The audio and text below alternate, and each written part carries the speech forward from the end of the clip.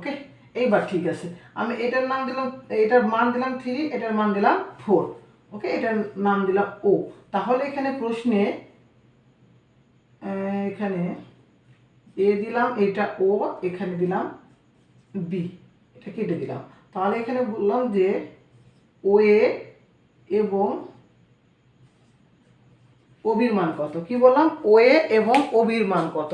ওকে, তাহলে এইতে ভূমি, এটা হলো লম্ব, এটা একটা কি ত্রিভুজ, সমকোণী ত্রিভুজ। তাহলে ভূমি কত 3, লম্ব 4। তাহলে ও এ বা অতিভুজ কত, এখানে আমরা যদি কম্পেয়ার করি ও এ যেটা হবে ও বিও সেটা হবে, কারণ এখানে একটা কেন্দ্র, তার চারিদিকে যেগুলো থাকবে প্রত্যেকটা কি ব্যাসার্ধ সমান হবে।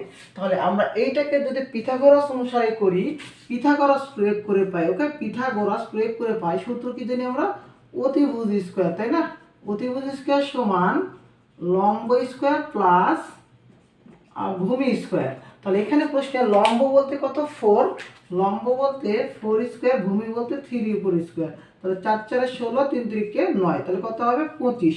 আমাদের প্রশ্ন কি অতিভুজের প্রয়োজন, স্কয়ারের দরকার নাই। তাহলে কি হবে √25, কত হবে 25 এর উপর রুট করলে কত হয় 5 হয়। তাহলে ও এর মান যদি 5 হয়, ও বির মান কত হয় 5, তাহলে ও এর সমান ও বির মান কত পাবো আমরা 5 পাবো। ওকে,